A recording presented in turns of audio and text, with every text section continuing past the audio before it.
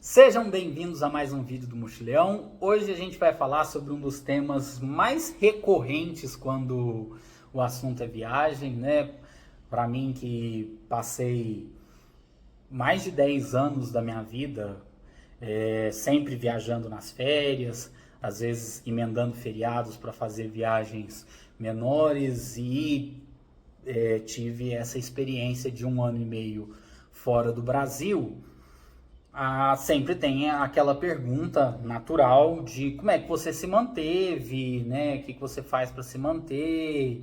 E acho que a maioria das pessoas que acompanham o canal sabe que eu juntei um dinheiro mesmo e fui sem a obrigação de trabalhar, sem essas coisas de trabalho voluntário. Eu vou mencionar isso mais para frente, mas a gente vai hoje então debater aqui a ideia de que se viajar é coisa para rico. Para mim a resposta objetiva para isso é não, tá? Viajar não é coisa para rico.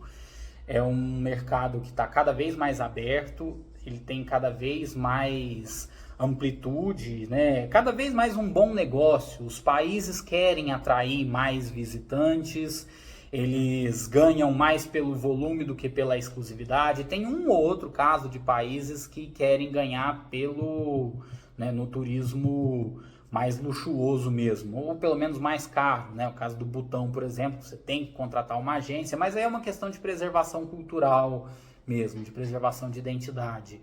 A maioria dos países vai ter uma amplitude de serviços muito grande para o turismo, que vai desde os hotéis mais luxuosos até pequenas pensões, restaurantes estrelados, até comida de rua, tá? E eu vou fazer esse comparativo também. Mas então a resposta é não.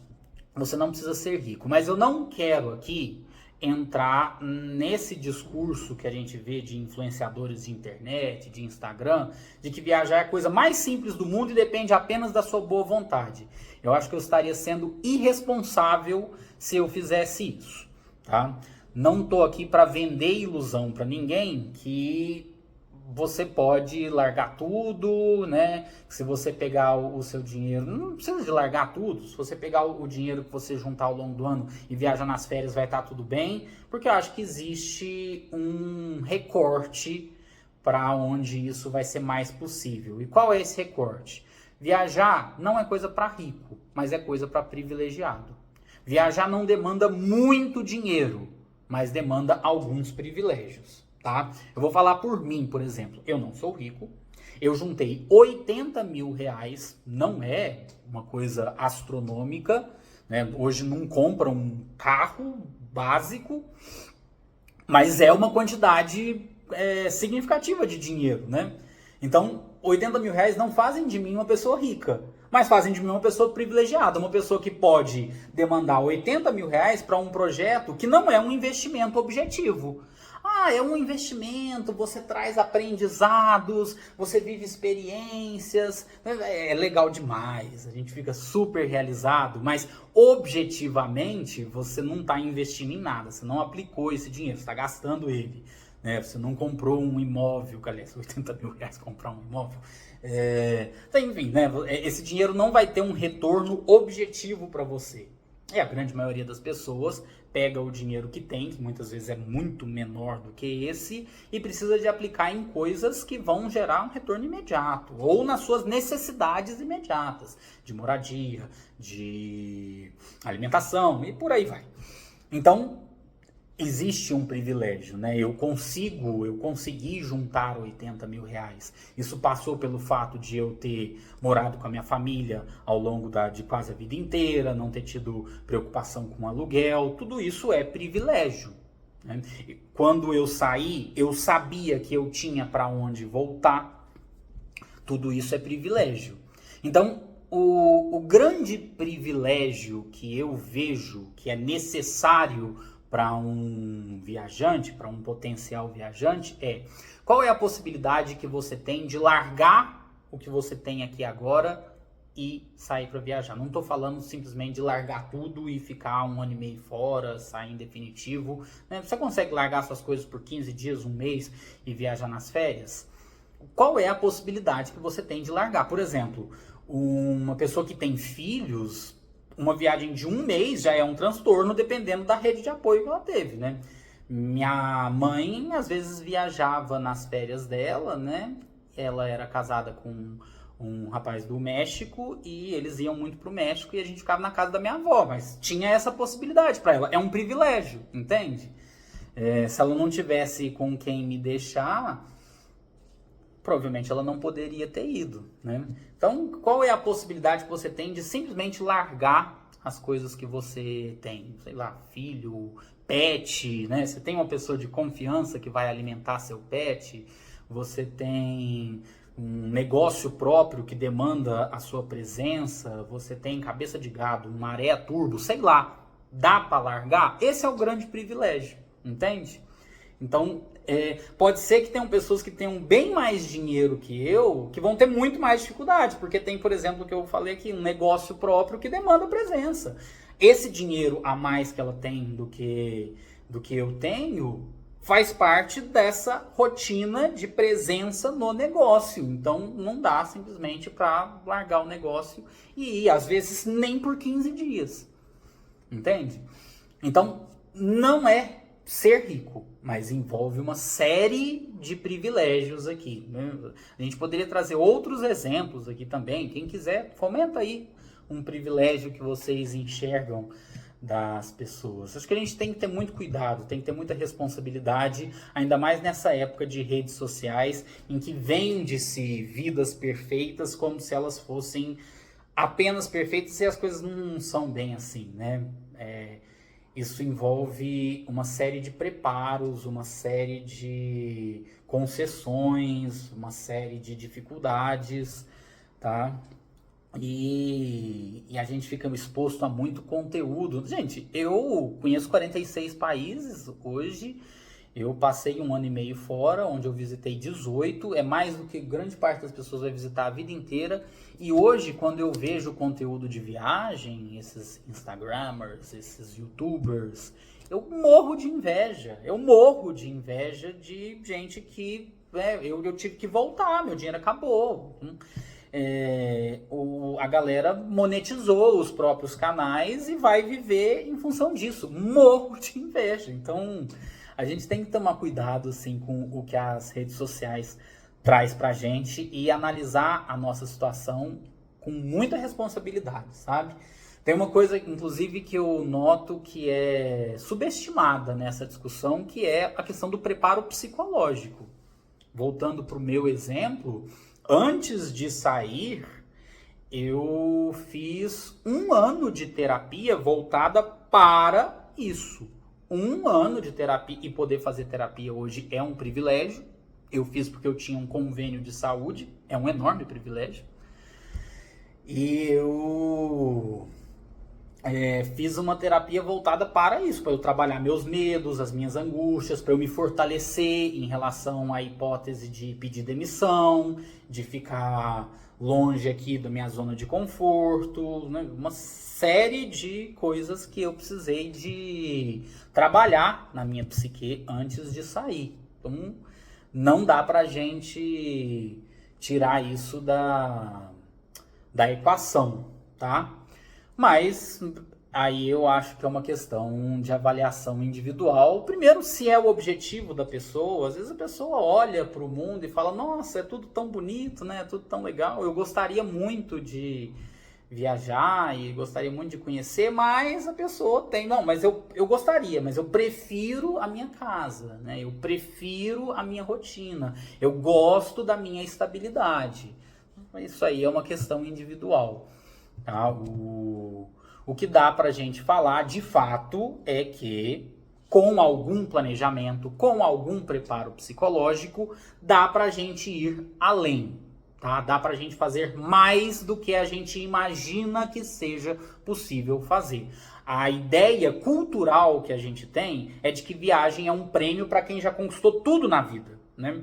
Isso é uma coisa muito própria, principalmente da geração dos nossos pais, que na juventude, inclusive, nem tinha uma rede de transporte, de telecomunicações tão ampla, de informação tão ampla quanto a gente tem hoje. Então, evidentemente, era muito mais complicado. Mas foi uma geração que formou suas famílias, sustentou suas famílias, comprou casa própria, né? Coisas que a maioria dos millennials não vai ter acesso mesmo. Mas, enfim, construiu todo um patrimônio e hoje viaja, né? Acho que todo mundo tem exemplos assim dentro da própria família. E a geração mais jovem, acho que da minha geração para frente, o pessoal está viajando cada vez mais novo por causa dessa ampliação das estruturas aí, da rede de informações e tudo mais. Então, mas o detalhe é que então viajar não é um prêmio para quem já construiu tudo que precisava na vida, até porque a gente não precisa construir nada na vida, assim. A vida passa também por escolhas, né? Eu nunca tive um carro e eu não tenho o objetivo de ter um carro na minha vida. Eu nunca tive casa própria e eu acho que até pelo contexto que a gente vive hoje, é pouco provável que eu vá ter casa própria. Mas se eu tiver um dinheiro de aplicação em casa própria, eu provavelmente investiria ele em outras viagens, né? Isso aí é uma questão de escolha também. E acho que a gente tem uma cultura, no Brasil, a gente tem uma cultura muito conservadora, tá? Eu vejo o Brasil como um país extremamente conservador, e aqui eu não estou falando do Nicolas Ferreira. Eu acho que até a ala mais progressista do Brasil tem um viés conservador geral. O brasileiro, voltando, pegando só o recorte de viagem, o brasileiro é muito turista de pacote, ele vai sempre para os mesmos lugares mais óbvios, né? O brasileiro vai estar em massa em Paris, na principal ilha da Tailândia, mas você não vai ver um brasileiro fazendo trilha no interior do Nepal, você não vai ver um brasileiro no interior da Índia, é muito mais complicado de acontecer isso aí.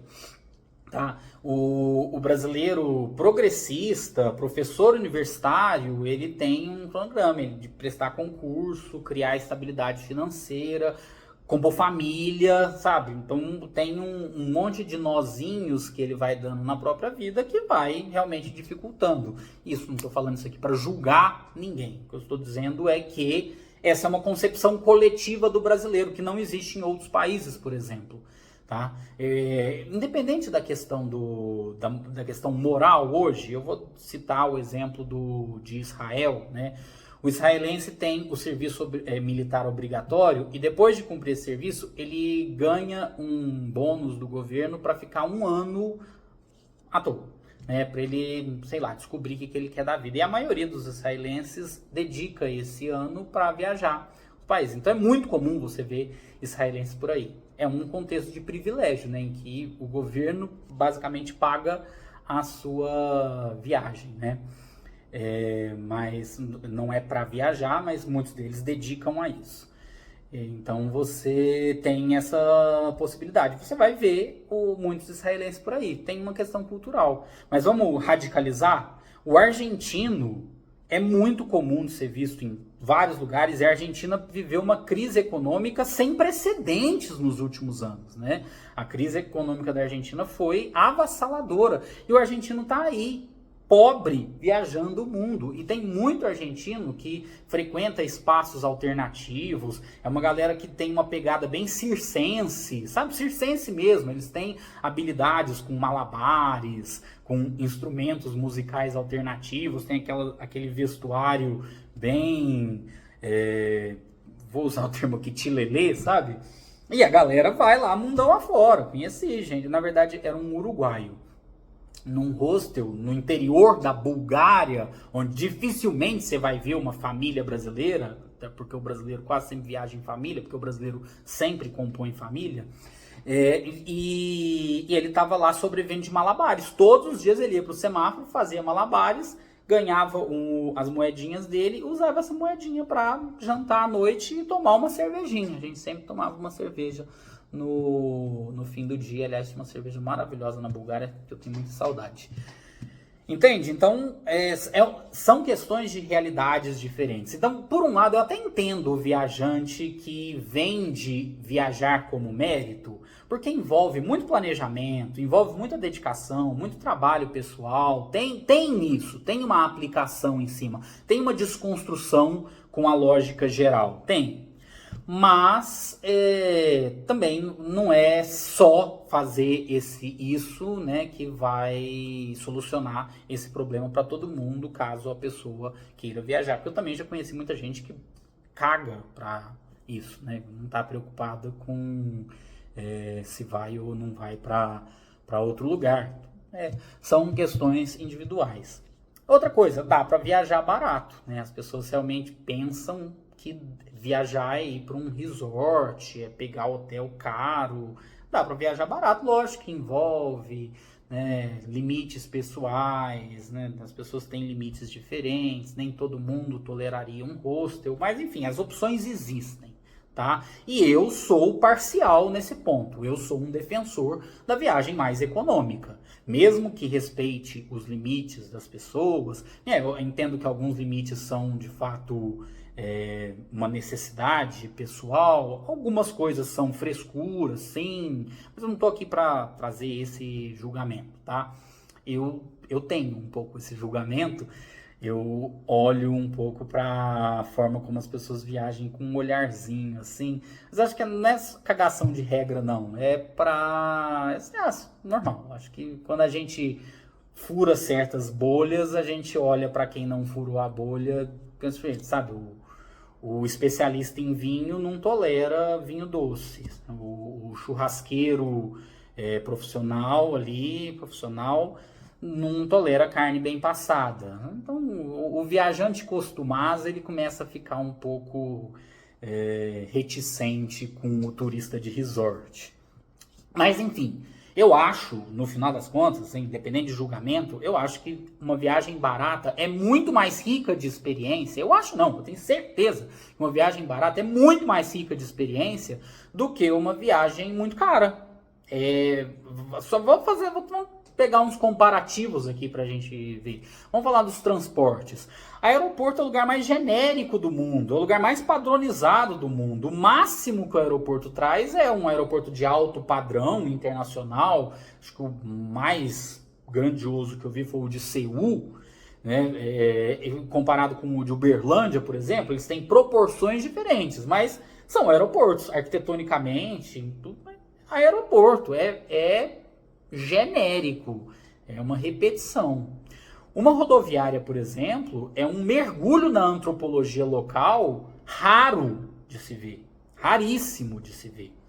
Uma viagem de ônibus por terra, vendo ali as pessoas no seu cotidiano, é uma coisa muito interessante para você entender um país. Nem todo mundo quer entender um país, mas beleza. Um restaurante estrelado padroniza a experiência, tá? Se eu quiser comer comida tailandesa estrelada em São Paulo, eu como. Vai ser uma experiência diferente comer comida de rua na Tailândia, entende? Comida de rua vai trazer uma experiência mais imersiva em termos de cultura, vai. Não é só eu que estou falando isso, não. Tem gente que viajava com todos os recursos do mundo, como o Anthony Bourdain, vocês já devem ter visto, que eu acho que foi o influenciador de viagem mais interessante que eu já acompanhei, que ele detestava ir para restaurante chique, ele gostava de comer comida de rua. Você vai para um resort, por exemplo, não, vou visitar o México, vou ficar 15 dias num resort em Cancún. Você não conheceu o México, desculpa, mas o México você não conheceu, você conheceu uma praia bonita, mas o México você não conheceu, tá? Você ficar numa pensão local, ficar num couchsurfing. Tá? Aliás, eu acho que vale um vídeo só para falar sobre couchsurfing. Eu vou falar sobre isso. Eu vou gravar o próximo vídeo sobre a plataforma, que eu acho que talvez tenha gente que nem conheça. Você ficar numa pensãozinha, num hostel, enfim. Você vai ter uma imersão local. Você circular ali por mais lugares, você vai ter uma imersão local mais interessante. Viajar por agência, experiência mais genérica. Você ir andando, descobrindo, lendo sobre, vai ser uma experiência mais rica, entende? Então, é isso que eu queria trazer a respeito desse pensamento. Você tem esse preparo psicológico, tem esse interesse, tem os privilégios necessários, pode largar as coisas, consegue viajar de maneira mais econômica? Isso provavelmente beneficiaria a hipótese de você começar a viajar, se esse for o objetivo, tá bom? Beijo, gente. Depois eu trago mais conteúdos para vocês. Espero que vocês tenham gostado disso. Não esquece de deixar a curtidinha, não? E até a próxima.